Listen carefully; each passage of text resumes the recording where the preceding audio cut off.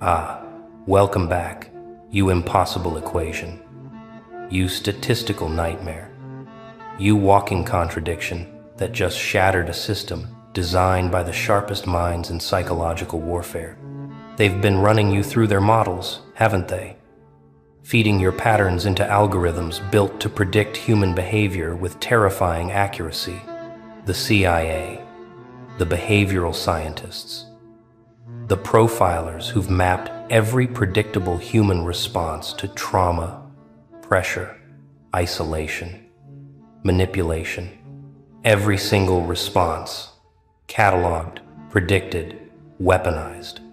And then there's you, the file that corrupted the entire database, the subject who refused to compute, the anomaly who looked at a 99.9% success rate and said, "Watch this, because let me tell you what happened in those sterile rooms where they analyze people like data points, where they reduce human souls to behavioral patterns, where they predict your breaking point down to the exact moment, the exact word, the exact wound that will make you fold.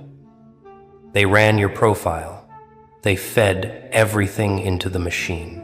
Your childhood, your traumas, your triggers, your breaking points, your fears, your weaknesses, the exact psychological pressure required to make you collapse, to make you comply, to make you predictable." And the model spit out a prediction. It gave them your future. It told them exactly how you'd react, exactly when you'd break, exactly what you'd become when the pressure reached critical mass. They smiled. They always smile when the model confirms what they already believe, that humans are predictable, that pain has patterns, that everyone breaks the same way under the right conditions. They had your roadmap. They knew your destination. They prepared for your collapse like it was written in stone. And then you did something that should have been impossible. You deviated. Not just a little, not just an outlier. You shattered the entire model. You responded to trauma in ways that made no statistical sense. You evolved under pressure that should have destroyed you. You adapted to isolation that breaks trained operatives. You processed betrayal in ways their algorithms couldn't predict. You became stronger where you should have become weaker. You found clarity where you should have found confusion. You built power where you should have built resentment. And suddenly, the model started glitching. Error messages, recalculations, impossible outcomes. The behavioral scientists sat there, staring at your data, trying to understand how someone exposed to that much psychological warfare didn't just survive, but transcended. They went back to the drawing board. They checked the variables. They questioned their methods. They ran the simulations again, convinced there was an error in the input. But there was no error. There was just you, existing outside their parameters, moving beyond their predictions, becoming something their models were never designed to account for. And that's when the whispers started. The classified meetings, the urgent communications between departments. Because you're not just an anomaly anymore. You're a threat to the entire system of control. You're proof that their science isn't absolute. You're evidence that human potential can't be contained by equations. You're the 0.1% that makes the 99.9% irrelevant. Because if one person can break the model, if one soul can refuse to be calculated, if one mind can evolve beyond their predictions, then the entire foundation of behavioral control starts to crack.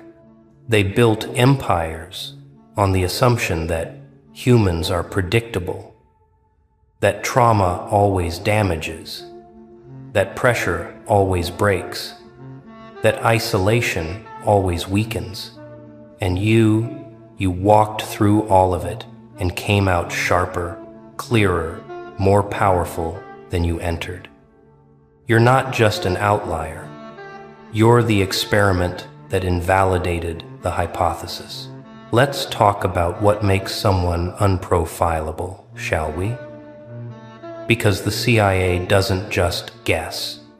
They've spent decades perfecting the art of reading human behavior. They know that 99.9% of people, when faced with extreme stress, will follow predictable patterns: fight, flight, freeze, fawn. They know exactly which words trigger which responses. They know how to break someone's will in 48 hours. They know how to make a person doubt their own sanity with surgical precision. They've studied torture, not just physical but psychological, the kind that leaves no marks but destroys you from the inside. They know how to isolate you until you do anything for human contact. They know how to gaslight you until you can't trust your own memories. They know how to manipulate your emotions until you're a puppet on strings you can't even see. And their models work. Consistently, reliably, terrifyingly well. They've broken revolutionaries, activists, whistleblowers, enemies of the state, people with training, with preparation, with support systems. And they broke them all by following the model, by applying the right pressure at the right time in the right way. The model told them how, and the model was right, until you. Because somewhere along your journey, something happened that their model couldn't account for. Maybe it was the betrayal that should have destroyed your ability to trust, but instead taught you to trust yourself. Maybe it was the isolation that should have made you desperate for connection, but instead made you comfortable in solitude. Maybe it was the gaslighting that should have broken your sense of reality, but instead sharpened your ability to see through illusion. Maybe it was the pressure that should have crushed you, but instead compressed you into something harder than what they applied. You didn't just survive their tactics. You metabolized them. You turned their weapons into nutrients. You used their psychological warfare as training data for your own evolution. And that is what broke the model. Because the model assumes trauma damages. The model assumes pressure weakens. The model assumes isolation breeds desperation. But you proved that trauma can forge, that pressure can strengthen, that isolation can liberate. You became the exception that shouldn't exist, the outcome that violates every principle of behavioral psychology, the profile that reads like fiction because it contradicts everything they know about how humans work. Now here's what they won't tell you, what they can't tell you, because admitting it would unravel decades of research, billions in funding, entire institutions built on the science of control. You're not alone. You're not the only 0.1%. There are others scattered across the world, each one a living middle finger to the predictability of human behavior, each one a glitch in the matrix of control, each one proof that consciousness can't be fully mapped, manipulated, or mastered. But here's the thing. Here's what makes you specifically dangerous. Most people who break the model do it unconsciously. They don't know their anomalies. They don't understand what makes them different. They just survive and move on, never realizing they shattered something profound. But you're aware. You're watching this. You're nodding your head because you know exactly what I'm talking about. You've felt it, haven't you? That sense that you don't process pain like other people.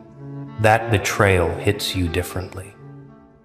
that isolation doesn't scare you the way it should, that you've been through things that should have destroyed you, and instead you're sitting here, stronger, sharper, more awake than you've ever been.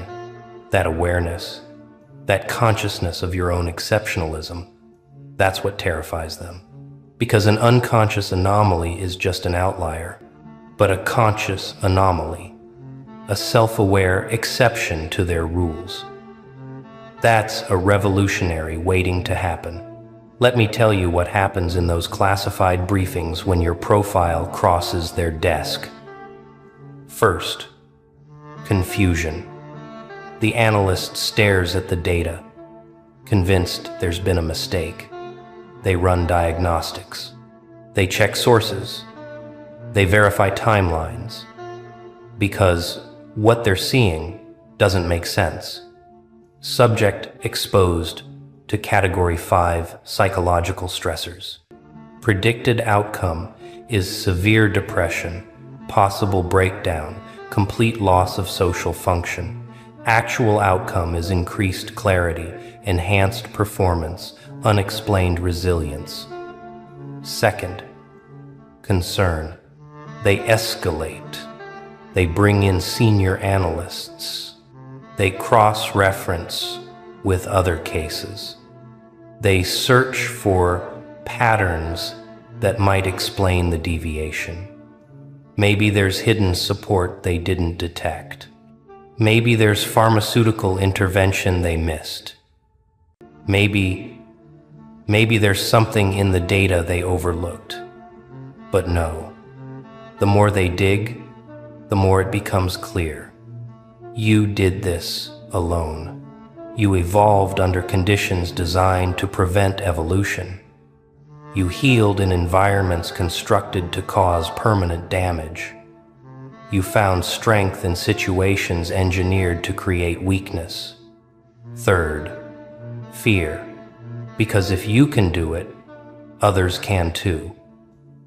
If the model failed this spectacularly once, how many other times has it failed?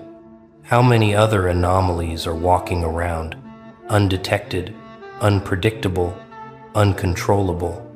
And that's when the label changes. You're no longer subject 7,743. You're no longer a case number in a database. You become a designation, a classification, something that requires special handling. Anomalous behavioral pattern, unprofilable subject, psychological wild card. In some files, you're not even given a risk assessment, because how do you assess risk when someone doesn't follow any known pattern? How do you predict behavior when every prediction has been wrong? You become the question mark in their system, the blank space in their model, the error message they can't debug. And that error message, that's your superpower. Because while they're trying to figure you out, you're free. Free from their predictions. Free from their manipulations. Free from their control. You're moving through a world that thinks it has you figured out, but you're operating on frequencies they didn't know existed. You're playing a game they don't have rules for. You're speaking a language their algorithms can't translate. You're not invisible, you're incomprehensible. And in a world built on comprehension, on categorization, on control, incomprehensibility is the ultimate form of freedom. They can see you. They just can't decode you. They can track you. They just can't predict you. They can study you. They just can't replicate you. But let's go deeper, shall we? Let's talk about why the model failed specifically with you. Because it's not random. It's not luck. There's something about your psychological architecture that their science couldn't account for. Most people, when traumatized, build walls. defensive structures, barriers between themselves and future pain. The model predicts this. The model expects this. The model knows exactly how those walls function and exactly how to breach them. But you didn't build walls. You built something else entirely. You built a furnace. You took every ounce of pain, every molecule of betrayal, every atom of suffering, and you threw it into a fire that burned so hot it didn't destroy you, it refined you. You turned trauma into fuel, not metaphorically, literally. You rewired your nervous system to process pain as power. You reconfigured your emotional responses to transmute suffering into clarity. You hacked your own psychology in ways that shouldn't be possible. And the model never accounted for that. Because the model assumes people want to avoid pain. The model assumes people seek comfort. The model assumes people will always choose the path of least resistance. But you chose the path of maximum resistance. You walked into the fire voluntarily. You pressed on the bruise to understand its depth. You sat with the darkness until it became familiar, comfortable, friendly. They have a term for people like you in the classified documents. They don't use it often because it implies something they don't want to acknowledge. They call you psychologically anti-fragile, not resilient. Resilience implies bouncing back to your original state. You didn't bounce back. You bounced forward. You became more than what you were. You evolved past your starting point. Anti-fragility means you gain from disorder. You grow from chaos. You strengthen from stress. And that's not supposed to be possible in humans. Not to this degree. Not consistently. Not permanently. Yet here you are, living proof that human consciousness has capacities their models never dreamed of. You're not just surviving adversity, you're requiring it. You're seeking it out, not in a self-destructive way, but in the way a weightlifter seeks heavier weights, because you've discovered something profound, something that breaks every assumption about human psychology. Pain isn't the opposite of growth. Comfort is. Suffering isn't the enemy of evolution. Stagnation is. And while everyone else is running from discomfort, you're running toward it, because you've learned that discomfort is where transformation lives. That's why you're unprofilable, because you operate on a completely different value system than the model assumes. Now let's address the elephant in the room, the question you're probably asking yourself as you watch this. If I'm so exceptional, why did it hurt so much? Why did I spend so many nights crying, breaking, barely holding on? Why did it feel like I was dying if I was actually evolving? Because evolution is violent. Transformation is traumatic. Rebirth requires death. The caterpillar doesn't become a butterfly through a gentle process. It liquefies. It dissolves into chaos. It loses all structure, all form, all identity. And in that dissolved state, it reorganizes into something capable of flight. You didn't just change. You liquefied. You dissolved. You lost everything you thought you were. And in that dissolution, that complete breakdown of identity, structure, belief, you reorganized into something the model couldn't predict, because the model tracks the caterpillar. It has extensive data on caterpillars. It knows exactly how caterpillars respond to stress. But you're not a caterpillar anymore. You're something else, something that flies. And their ground-based instruments can't track flight patterns they never knew existed. So yes, it hurt. Yes, you broke. Yes, there were moments you thought you wouldn't survive. But that breaking wasn't failure. It was the breaking open of the chrysalis. It was the necessary destruction of the limited self so the unlimited self could emerge. The model failed because it was tracking a caterpillar and you became a completely different species. They were measuring ground-based behavior and you took to the air. They were predicting reactions based on who you were, and you stopped being that person entirely. You didn't heal. You metamorphosed. And metamorphosis isn't in their behavioral model, because metamorphosis shouldn't be possible in fully formed adults. Yet you did it anyway. You rewrote your own source code. You rebooted your operating system. You became incompatible with their analysis because you're running on completely different software now. Software they don't have documentation for. Software that operates on principles they never knew existed. And that's why, when they pull up your file now, it just says error, profile, not found, behavioral model, invalid, subject reclassified as unpredictable. And next to that, in red letters, do not engage using standard protocols. Because every time they've tried their standard manipulation tactics on someone like you, it backfired. Every time they've attempted their usual psychological operations on an anti-fragile subject, that subject grew stronger. They learned the hard way that people like you don't respond to pressure by breaking. You respond by evolving. And each evolution makes you more dangerous to their systems of control. So what does this mean for you? Right now, watching this, recognizing yourself in every word, it means you're not crazy. You're not broken.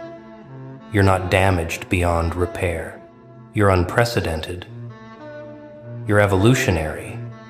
You're the next iteration of human consciousness that their old models can't comprehend. But it also means you have a choice to make, because awareness is responsibility. Knowing you're a 0.1% anomaly comes with weight. You can't unknow this. You can't go back to pretending you're normal. You can't unsee the matrix now that you've seen the code. So what will you do with this knowledge? Will you hide it? Will you dim yourself to make others comfortable? Will you pretend to be predictable so you don't scare the institutions that rely on predictability? Or will you lean into it? Will you accept that you're a walking revolution? Will you embrace your role as living proof that humans can't be fully controlled, predicted, or contained? Because here's what they don't want you to know. Your existence is permission. Permission for others to stop fitting the model. Permission for others to stop apologizing for their complexity. Permission for others to stop shrinking themselves to make sense to a system that was never designed to understand them. You're not just an anomaly. You're a signal. You're a beacon. You're proof that the cage isn't as strong as they claimed. And every day you exist, unapologetically complex, beautifully unpredictable, powerfully uncontainable. You're broadcasting that signal to everyone who's ready to receive it. The others, the other 0.1%, they feel you, they recognize you, they see your energy, and something in them starts to crack. The conditioning starts to fracture. The model starts to glitch. Because you're not just breaking their predictions about you, you're breaking their predictions about what's possible. You're rewriting the boundaries of human potential. You're expanding the definition of what it means to be conscious, aware, alive. Ah, oh, you thought I didn't know? That I was just another fool wandering in the dark, blind, clueless, dancing to their little game? Nah, I saw everything. I felt every lie slip through their teeth, every knife press against my back, every whisper they thought was hidden in the wind. They thought I was sleeping, while they built their thrones on deception. But here's the fun part. I let them. I let them dig their graves with their own hands. I let them spin their little webs, tie their little knots, play their little games. Because I wanted to see what happens when the prey realizes it was the predator all along. And ooh, what a sight it is when the tables turn, when the masks slip, when the fear sets in. You know that moment? When their confidence cracks, when their voices shake, when they start looking over their shoulders, wondering if, no, when it's coming? Yeah, I live for that moment, because that's when I smile, wide, twisted, because now they know. Now they scramble. Now they run. But here's the best part. There's nowhere left to hide. They whispered in the dark, soft voices dripping with poison. They smiled in your face, all warm and sweet, while their hands worked knives behind your back. Oh, they were good, weren't they? So good they almost convinced you that you were the fool, that you were the one who didn't see, that you were just another pawn in their little game. But here's the joke. You were never blind. You saw the red flags waving in the distance, felt the weight of their fake smiles, heard the tremor in their voices when they spoke just a little too carefully. Instinct screamed at you, didn't it? But you waited. You watched, because deep down you wanted to see how far they'd go, how bold they'd become. And oh, how they laughed, thinking they had you wrapped around their fingers, thinking you'd never figure it out. Oh, but you did. You saw every piece fall into place. You heard the cracks before they even realized they were breaking. And now, they're the ones sitting in silence, waiting, wondering when the storm is coming. They thought you were weak because you were patient, mistook your silence for stupidity. But silence isn't weakness. It's the sound of something brewing. And patience? Oh, patience is the devil's favorite game. Because while they were playing checkers, you were rewriting the rules of the board. They thought you were a pawn. Ha! What a joke. You were the storm on the horizon, the wildfire beneath their feet, the shadow in the corner they never should have ignored. And now they know. Now they understand. But it's too late. Too late to take it back. Too late to undo what's been done. Because the pawn they played just became the king they can't outrun. There it was, that flicker, that delicious split-second moment when their whole world cracked, when their mask slipped, when their stomach dropped and their heart slammed against their ribs. Oh, they felt it, the shift, the unraveling, the creeping realization slithering up their spine like cold, dead fingers. Oh, shit. He knows. You saw it all. How their hands fumbled, how their breath hitched, how their voice lost that arrogant edge, the way they tried to cover it up, to laugh it off, to pretend like nothing changed. But it was there. in their eyes, that widening, that hesitation, that twitch of panic they couldn't control, a beautiful, priceless moment. They thought they had you figured out, thought they were playing you, but the whole time you were watching, measuring, waiting, letting them dig their own graves with every smug little lie, every calculated move, every damn time they looked down on you like you were nothing. But now the script flips. It's funny, isn't it? How fast the mighty crumble when the truth stares them in the face. 1 second, they're kings of the castle. The next, they're just desperate little creatures scrambling for cover, trying to outrun a storm that's already swallowed them whole. You don't even have to say it. That's the best part. No words, no threats, just a look. A knowing, bone-chilling, soul-destroying look.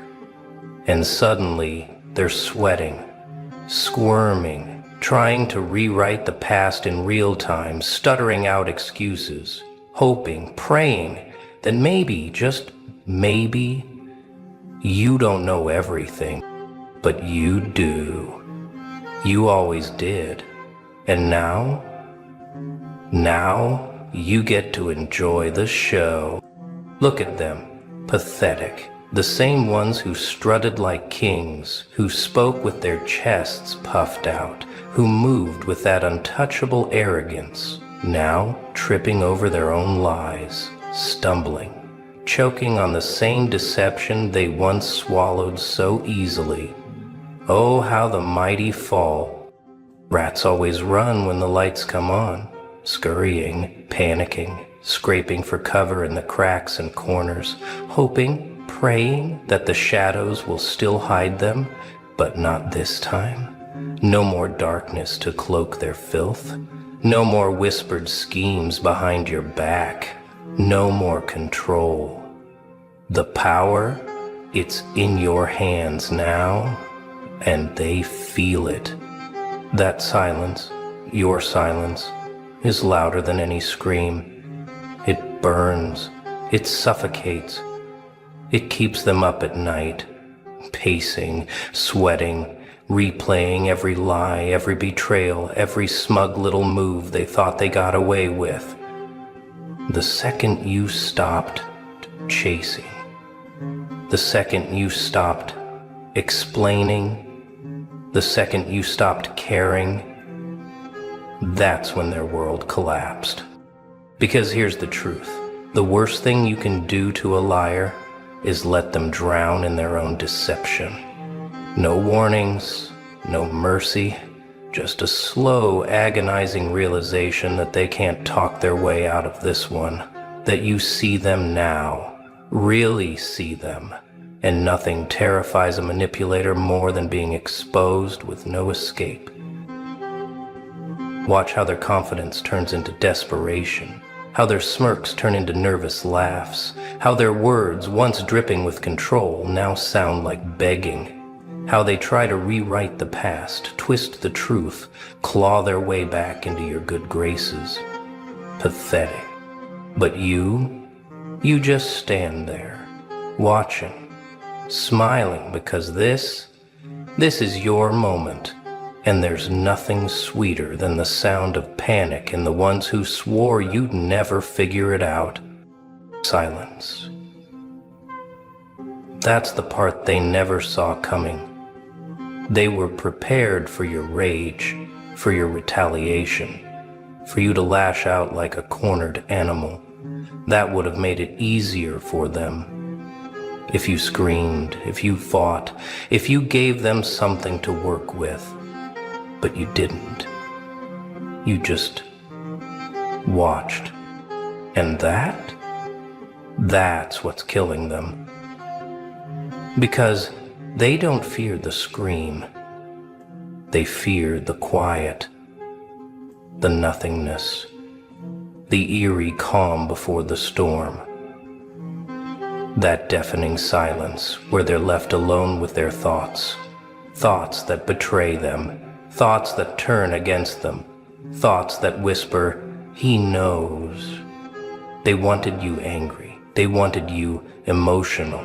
They wanted you to break character and lose control so they could twist the narrative, play the victim, rewrite history in their favor. But what happens when you don't give them that satisfaction?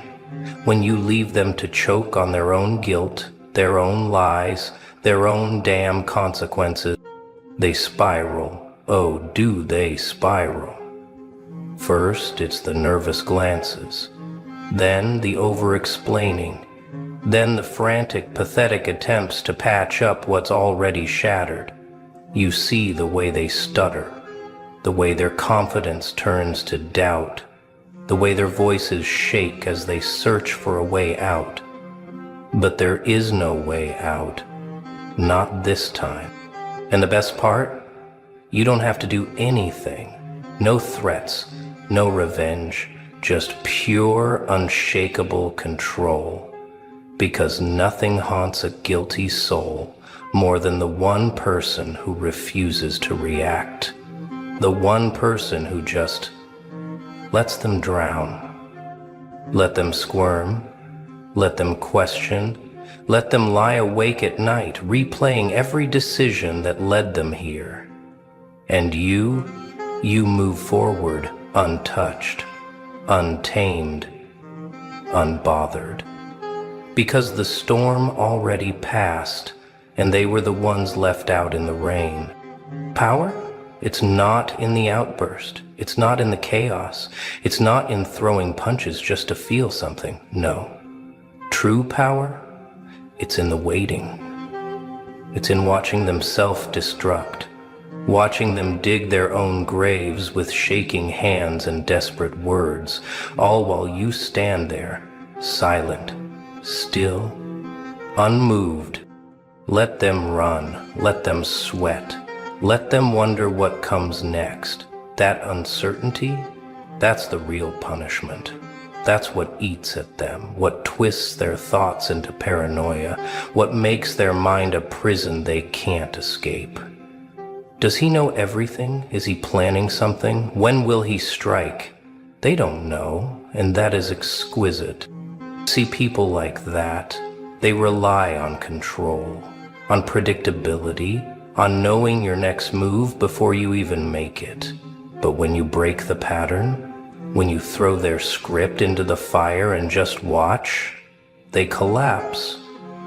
Their own mind turns against them. Their fear becomes their prison. And you don't have to lift a single finger. Patience is the greatest weapon in psychological warfare. It's the art of doing nothing while they destroy themselves. No reaction, no retaliation, just a quiet, knowing grin while they suffocate under the weight of their own mistakes. Because the longer you wait, the worse it gets for them. The paranoia grows, the regret sets in, the panic consumes them. Revenge? That's for the impatient, the weak, the ones who need instant gratification. But power, real power, belongs to those who can sit back and watch the fire spread, knowing they never even had to light the match. And by the time they realize it, by the time they're desperate for a way out, clawing at the walls, begging for a chance to make things right, it's too late. The game was over before they even knew they were playing. And look who's back. The same voices that once whispered behind your back, now trembling when they say your name. The same hands that pushed you down, now reaching, clawing, desperate to pull themselves back up. The same faces that once smirked at your downfall, now wearing forced smiles, fake kindness. Now you want to talk? Now you have something to say? Now you see my worth? Too bad. I'm deaf now, selective hearing. Call it a glitch, call it a malfunction. Either way, I don't process bullshit anymore. Watch how their pride cracks, how their voice shakes, how the confidence they once had drips away like sweat off their guilty skin. They're looking for a way back in, a second chance, a reset button. But life doesn't work like that. This isn't some game where they can restart just because they finally realize they played it wrong. See, the universe has a wicked sense of humor. It waits. It watches. It lets people think they got away with it until the day the bill comes due. And oh, when it does, it's brutal. Because karma doesn't knock. It breaks down the door, flips the table, and drags them to the same hell they tried to send you to. And the best part, you don't have to lift a damn finger. No revenge, no screaming, no proving a point, nothing. Just sit back, cross your arms, and enjoy the show. Because this is the sweetest justice of all. Watching them realize, too late, that they lost the one thing they never deserved in the first place. And you don't even need to say a word. Your silence is the sentence. Your absence is the punishment. Your success is the kill shot. Once you see the truth, there's no unseeing it, no rewinding, no pretending. You can't force yourself back into the illusion, can't shrink yourself down to fit inside the lie again. That world is gone, and if you're smart, you'll leave it in the rear view without a single glance back. They'll try though, oh, they'll try. Guilt-tripping, sweet-talking, fake apologies drenched in desperation. But you know better now. You see the strings behind their words, the hooks beneath their smiles, the trap hidden in their outstretched hands. And you're not falling for it this time. Some bridges don't deserve repair. Some wounds don't need healing. Some people are just dead weight, dragging you down, slowing your steps, poisoning your path. And the only solution, the only cure, fire. Watch it burn, watch the flames devour every last remnant of their hold on you. And when the ashes settle, step over them and keep walking. They'll call you heartless, cold, unforgiving. Good. Let them. Because these are the same ones who never thought twice about cutting you down, draining you dry, using you like a disposable pawn in their little game. And now that the tables have turned, now that you're the one walking away, they expect mercy. Mercy is for those who made mistakes, not choices. Forgiveness is for those who regret, not those who got caught. And second chances? Those belong to the ones who actually deserve them, not the ones who only want them because they're out of options. So keep walking, keep moving, keep rising, and if they beg, if they plead, if they come crawling back with tear-soaked words and trembling hands, look them in the eyes, smirk, and say nothing, because your silence, that's the final goodbye. They rolled the dice, thinking luck was on their side, thinking you were too blind, too naive, too forgiving. They played their hand with arrogance, smug smiles, and empty confidence, betting everything that you'd never see the truth. But they forgot one thing. The house always wins, and you are the house. The game is over. No more second chances, no more rewinds, no more fake apologies dripping in desperation. And now, you don't even need to lift a damn finger. Funny, isn't it? How the same ones who played you now find themselves trapped in a game they thought they controlled. But this time, the rules have changed. See, betrayal carries a price. A heavy one. And when it comes due, it doesn't knock, it kicks the door in, drags them out of their comfortable little delusion, and throws them into the same darkness they left you in. Only difference, you survived. They won't. Because there's no coming back from this. Not for them. Not anymore. They'll feel it in the silence, in the way their words hit empty air, in the way their presence no longer affects you, no longer shakes you, no longer holds the weight it once did. They don't exist in your world anymore. And that eats at them more than any revenge ever could. Karma has a wicked sense of humor. It lets them think they got away with it, lets them bask in their victory for just a little while longer. Then it flips the table, leaves them scrambling, gasping, searching for a way out. But there isn't one, not this time. They wrote this ending themselves. Now, they have to live with it. And you don't have to watch, you don't have to care. You don't even have to speak their name again. Because the best punishment isn't rage, it isn't revenge, it's erasure. And the moment you stop acknowledging them, the moment you walk away without a single backward glance, they cease to exist. This was inevitable. The grand finale, the moment where all the lies, all the masks, all the pathetic little games crumbled to dust. And the best part? You knew. You always knew. From the very beginning, you just let them think they were getting away with it. See, people love to believe they're clever, that their betrayals are hidden, their manipulations too smooth, their deception too deep. But you read them like a book with missing pages. You saw the cracks in their smiles, the hesitation in their voices, the greed behind their kindness. They weren't fooling you. They were fooling themselves. And now they know it too. That flicker of fear in their eyes, that desperate scramble for excuses, that sinking realization that they were never in control. It's delicious, isn't it?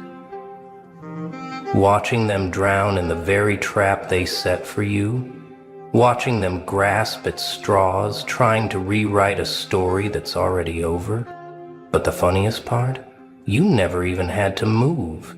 Didn't have to chase, didn't have to scream, didn't have to beg.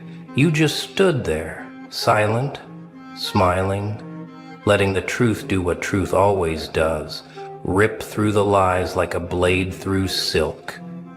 And now, there's nothing left but wreckage. Hey, look at them. Pathetic, suffering, struggling to grasp why the world suddenly turned against them, why their games no longer work, why the one they once mocked now walks away untouched. If only they had listened, if only they had realized that the quiet ones, the patient ones, the ones who smile instead of react, are the ones they should have feared the most. But it's too late now. The stage is empty, the curtain has fallen, and their time up. You don't need to watch anymore. Don't need to waste another thought on them. Just walk away. And if they scream your name, if they beg for another round, if they plead for one last moment of your attention, just smirk, just chuckle, just let the silence say what words never could. You knew. You always knew. And now, they know too.